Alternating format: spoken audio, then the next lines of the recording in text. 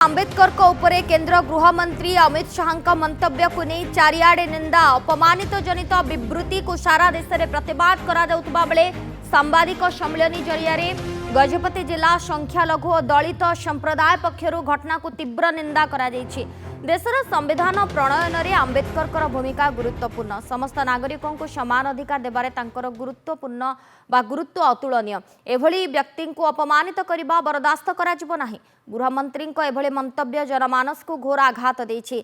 तुरंत से देशवासी को क्षमा मागंतु और मंत्री पदर इस्तीफा दियांतु बोली दाबी करिसेंति संख्यालघु सेल।